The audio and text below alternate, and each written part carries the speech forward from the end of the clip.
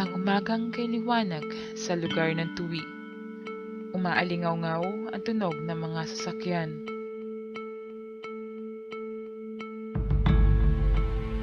Ang aming grupo ay nagtungo sa isang liblib na bukid, mapagmamasdan ang tahimik at payapa na lugar na kung saan ay may isang simpleng pamilya.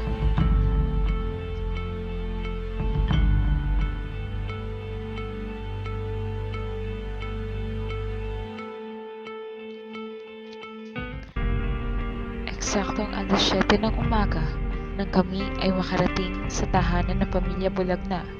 Sa aming sumilay ang maaawang mga mukha, ngunit baka sa kanila ang kahirapan ng buhay.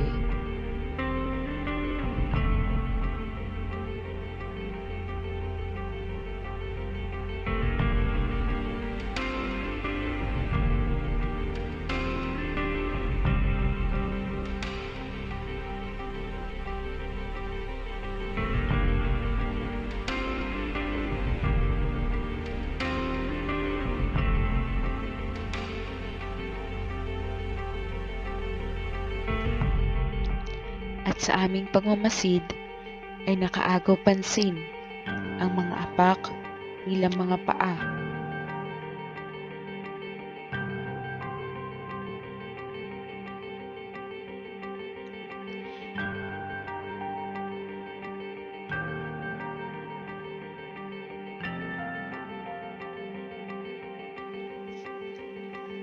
Inabutan namin sila ng pandesal upang pantawid gutom dahil ang mga batang ito ay masaya naglalaro kahit hindi pa sila nakakakain.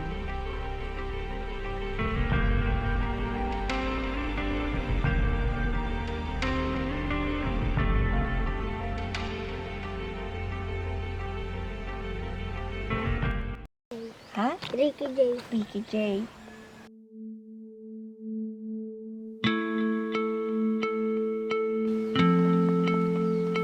Ano is siya?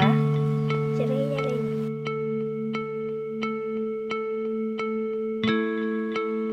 Rhea Lee.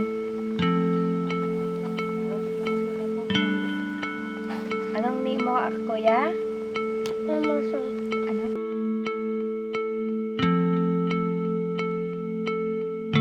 Emerson. Emerson. Emerson yun nga rin. Ikaw, Tutay, ano pangalan mo? Edmar.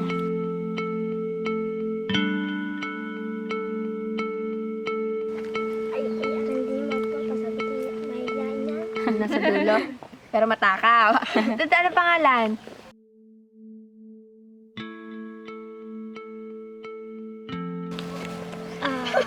Ano pangalan? Edison. Ha? Edison. Ano pilido niyo? Wala yung mara. Uy, ang ganda ng mata nito. Parang kulay. Ha? Ano yung pilido? Wala yung mara yung... Balog na. Bakit? Ikaw? Magkakaiba kayo? Ako Hernandez. Ikaw lang iba? Mata na nga. Ano ba? Balog na. Ikaw, Hernandez. Asan ang papa mo? Ayun na. Anong nangyari? Ako sinaksak. Bakit nasaksak? Nag-iinom. Nagwaan sa tatadya kang patay na. Saan sinaksak? Dito? Hindi. Saan? Banda. Sa? Bagabo. Bakit yung kainuman ang sumaksak? Ilang taon nang wala ang papa mo? Matagal na? Tagal na. Ilang taon ka nung namatay? Tagal pa lang ako. Bali, 11 ka. 10 taon nang wala. Oo. 10 years.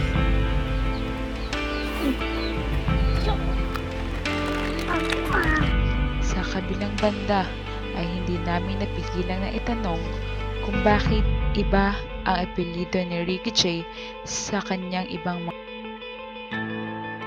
Napag-alaman namin na dalawang kanyang kapatid na nagngangalang sa Edmundo Balugna at Rhea Bel Balugna. Si Rhea Bel ang panganay sa kanila, 19 na taong gulang na kasalukuyang may 2 anak na. Si Edmundo naman ay 15 taong gulang na, nagtatrabaho bilang manggagapak. Hindi maiiwasan na makita sa kanyang mga mata ang sakit na sinapit ng kanyang ama.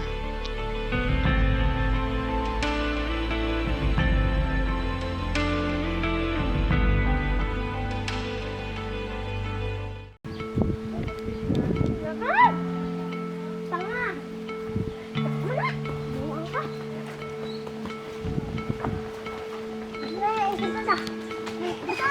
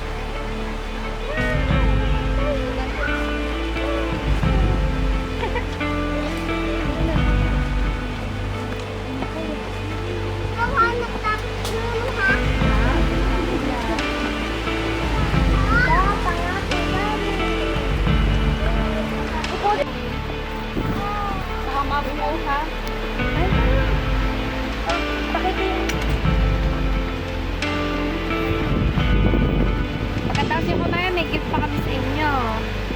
O, tissue. Pare, o, ilang mo. Gusto mo na kayo. Uy, soft drinks, di pwede yan. 8 months pa lang yan. Huwag na yung tubig ko.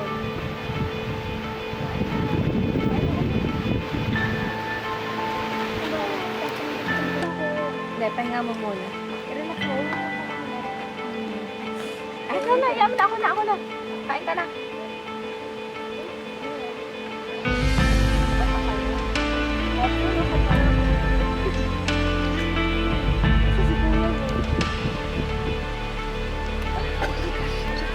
At hindi tama yan. Tama ang grammar. Kakalas ko na one.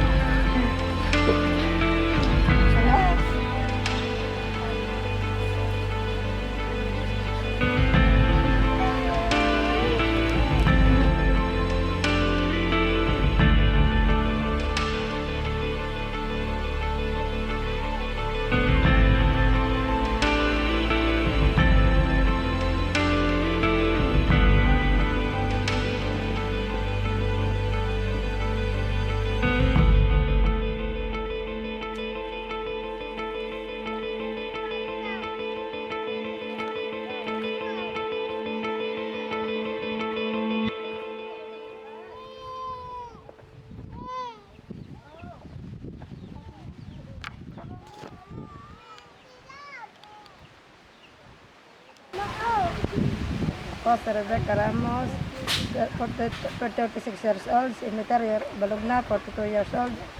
Ito ang aking anak, lagi isang taon na kami nakatira dito. Tita, trabaho niyo po? Pag minsan, yan nga, trabaho sa tindahan. Apo. Tapos naglalabada. Yan, dito sa bahay, magto ng mga bata.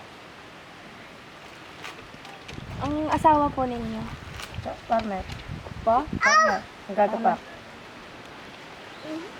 Doon po sa trabaho niyo po bilang sa tindera po, balabandera po, magkano po yung sinusweldo niyo po doon? Sa tindahan, 751 month. Sa labat, 200 kalahating araw. Sa tingin niyo po, yung kinikita niyo po, sapat po yun? Kulang. 3 na nga kami naghahanap buhay, kulang pa eh. Ay, yung pong asawa niyo po bilang pong farmer po, magkano po ang sinusweldo? Conforme. Pag minsan, maabot ng 1.5, 1.161, ganun lang. Ano po, isang araw po, 1.5? One week. 1 week po. Saan po siya Nagagapak. Ngayon po, sa Rilyo. Sabi niyo. Pag minsan dyan sa Alvarez. Yun ang may-ari ng Alvarez na yun, isang may-ari ng tubuhan. Kaya lang iba-iba yung lugar ng kwan. Pag minsan doon sa Bulbok. Opo. Pag minsan dito sa Ramos. Maraming hawak eh. Dati yung ano kong isa dito rin nagapak. Yung po Si Raimundo. pangalawa niyo po. Opo. Oo. Sitwasyon po ng inyong buhay po, paano niyo po nagagawa ang inyong responsibilidad bilang asawa, anak po, at yung pagkakaroon po ng trabaho po? Hati-hati. Sa madaling araw ko gigising, magluluto ako, mag-prepare ng bugong ng asawa ko tsaka ng aking isang tao. Yung mga to, bago ako umalis, pinakakain ko muna, reglado to lahat. Pagdating ko ng 9, bago ako umalis, pinakuha ko muna yung maliit ko. Pagdating ko sa tanghali, kung ako walang panluto, maglalaba ako, sa hapon balik ulit doon. Pagdating ulit na lang ang hapon, ano ulit? Wala na, kakain na lang ulit sila. Kaya sabi niya na, Papa, paano mo nagagawa ang trabaho mo? Bahay, bata, trabaho. Sabi ko, pinag-hati-hati ko ang oras ko, hindi ka makakapwedeng sa bahay lang. Sabagay, ayaw kong payagan ng asawa ko magtrabaho. Huwag daw ni Ineng. Hindi, sabi ko, hindi, iniisip ko, alam, dito lang ako sa bahay. Huwag ako ng, kulang at kulang, lingguhan ng sahod. Pang araw-araw na gastos, pang araw-araw na panabugong nila, saan ako kukuha ng pang-ulam. At least, pag may trabaho ka, kahit ikay mangutang, may alam kang pambayad na hindi aasa sa kanila. At sa akin mismo. At least, nakakabili ako pati ng, nakabili nga ng ibang gamit na hindi niya nalalaman. Nagtataka na lang siya kung saan nanggagaling ang gamit na yun, kung saan nanggagaling yung binibili ko. Sabi ko, wala, nangungutang lang ako. Po, ano po yung pinakamatinding pagsubok na nangyari po sa inyo? Yung, dito sa, yung bagong Glenda, yun ang namin naranasan. Ang aming bahay ay na, hindi nga siya nabaligtad, pero lahat naman ng bubong namin nasa lungtad. Yun ang aming pinakamatinding naging pagsubok sa aming nung sa pulmula na kami lumipat dito.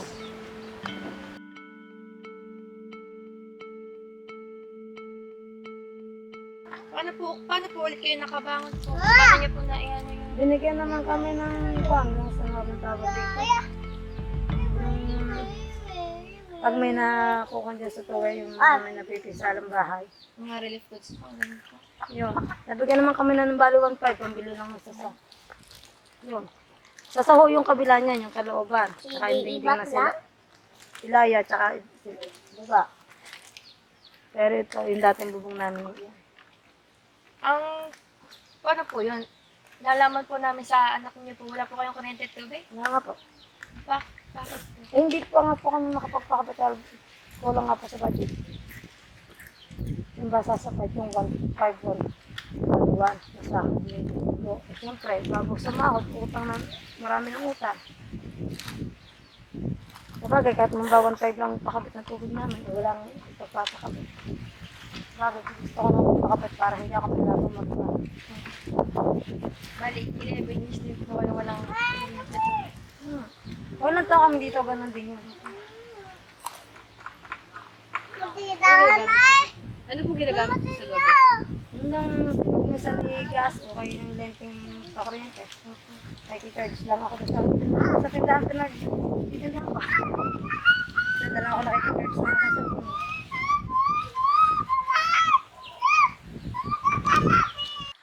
Pwede galo po kami. Yan, kay Bibi. Kaya sa inyo. Kasi kaya kay Bibi pa. Sino ka? Ang laki naman ito kay Bibi. May garter naman, Be. Yun. First na Kasi po, ito, binilang po ng kanya ko na sandals din po nung galing Bulacan. Eh, malaki naman po. Tama ah. Aba. Oras kayo lalaki. Ay, bebe doon yan. Ano yun eh? Kaya nga? Oo nga. Oh, ito Ayan. Oh, hindi ko na kayo ibibili sa linggo ng tsinelas. Ito sa'yo. Thank you. Ang sasabihin, thank you po. Suot niya. Suot niyo. Malaki sa'yo? Suotin na. Okay lang yan. Ano yan? Lalaki din naman pa ako. Oh. Okay lang yan. Okay lang yan. O, suotin nyo dahil pipicturan. Ha? Wala na. Pero, Maestro. Oho. Ito ho, itong batang ito. Pag naalis ako, wala niya, dito sa kanya pa kumakabaw. Nakagawa siya ng bato. Bakit po? Tapos sa Japan, kumakain. Ba? Makamama po ito. Hindi po siya katulad ng... Okay lang yan. Malaki? Hindi, okay lang. Okay lang na ganun na size. Mamaya kakainin na ba? Tago na lang. Dede. Oo. Are mga isang are basta meron pagka hindi ka makikita sa akin. Ano dapat tinama? Kita niya nga po ang sabi sa akin na ako nadating, mama, may tira kong oras sa inyo. Kung dede na. Opo. Kahit pa ano pong pagkanang meron po siya. Bali, ano po ugali nila? Salat po ng anak ko, ito po ang kaibahan pong ugali yun. Kalibasa nga po na may sakit. Huwag niyo po siyang konting-konting may pang ulo niyan. Pero salat po ng anak ko, ito yung tamimi. Hindi po yung isa tangali. Ay, hindi pa. Naku pa ho. Tamimi ho at may ibang tao, pero... Diyos ko po. Matawag po, Panginoon. Mas magkaro ho iya, kaysa din eh. Ayan nga ho, ito po bang... Ano, pag ho sinasama kong baga kami dating naglalabada ho. Ito'y kasama ka. Pag ho sinabi ko, Idmar, diyan ka lang sa isang tabi. Diyan lang ho siya. O, pero kaya lang ho daday sa akin, mama, gusto, iinom ako, yan. Daday ho yan sa akin. Ayaw mo na, patago eh. Yan pa, yung kay Tutoy na tira, tago din. Bah, kayo mo dala. Ay, pambigyan mo sa papa. Ano, makapasok na kaya na. Ay, parang po, mister ko. Kaya pala. Birthday mo? Ala! Sakto! Galing! Kaya nga po, nagpunta po nun po eh. Dahil ako po bumili ko ng konting sabi niya, mama, bili ko ng kahit balingit. May sitang. Eh, hindi ko naman niya alam mo, okay, may order mo. Maga po po, mamaya po hapon na tayo. Ay, nawagan po nga po. Nakain po daw siyang tanghalian. Kaya ka na naimek, ha? Kaya hindi ka na eh. Naimek kanina. Kaya Addison pa. Nasaksihan namin kung paano mamuhay ang magkakapatid.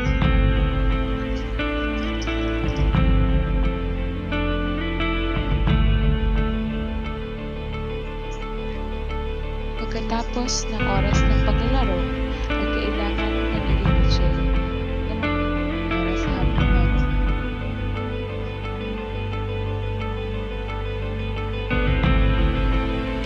Kailangan umakyat na mataas sa puno. Jay, manguha mga tuyong kahoy.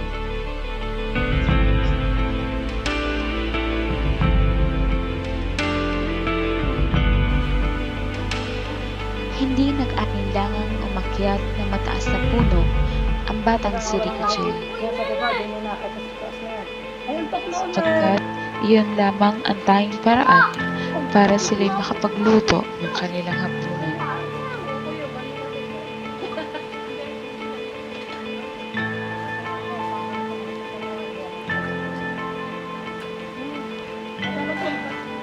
Kailan tumanda, saka natata ko tumanda. Tataas pa? Doon pa nga sa taas.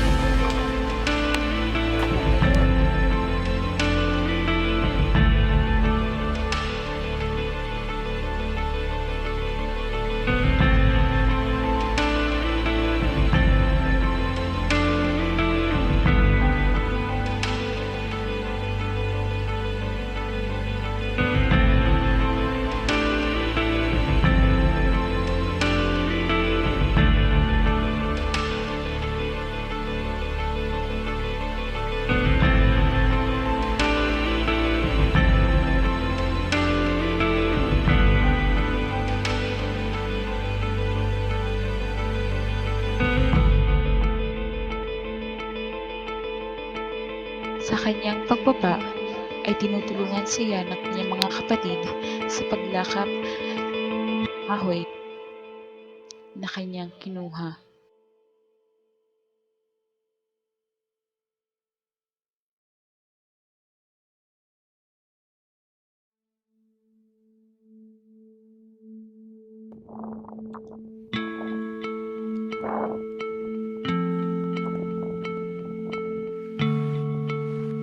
Sa bakanting lote, sa harap ng bahay, ay napansin namin ang batang si Edmar na namumulot ng mga sunog na kahoy upang tumulong sa kanyang kuya.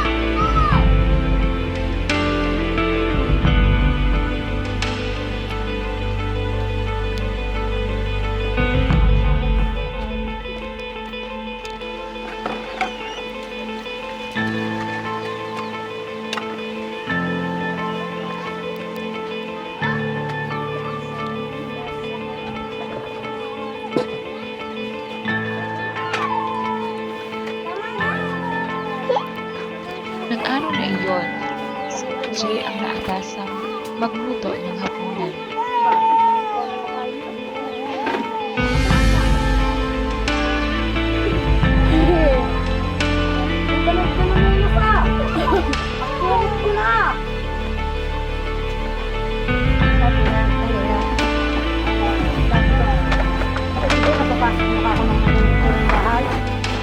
Sila nang po ikaw pumasok eh. Nagtatago na nga ikaw kami kanina. Wala ka ba? Tulog ka. Ano yan? Tama na yan.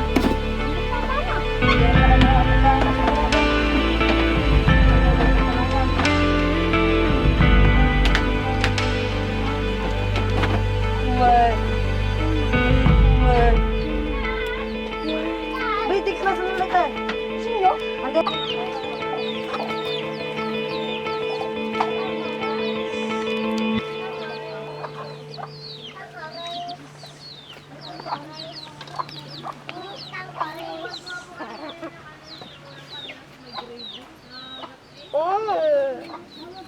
sarap.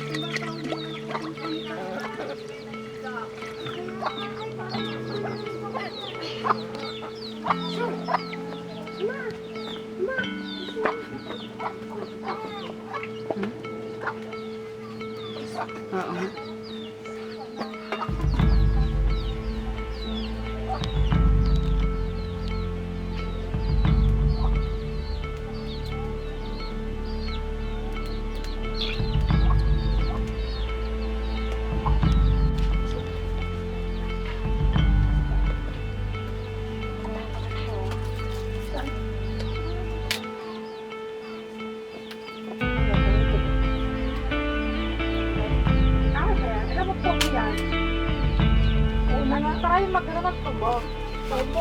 Flawless.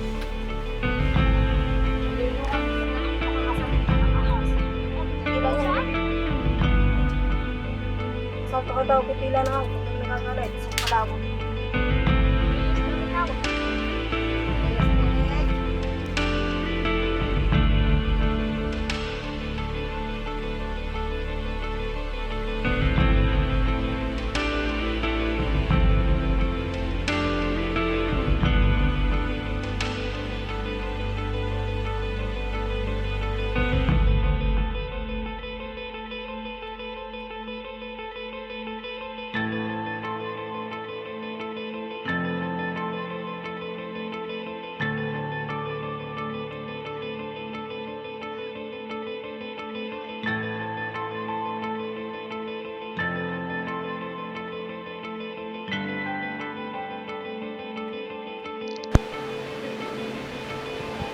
sa isang malayong lugar na kung saan may pamilya na nakatira ng tahimik at payapa.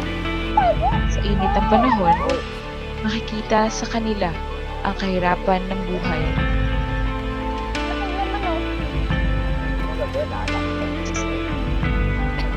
Ang masasayang pamilya ay magkakatulad. Bawat pamilyang hindi maligaya ay may kanya-kanyang dahilan ng kalungkutan.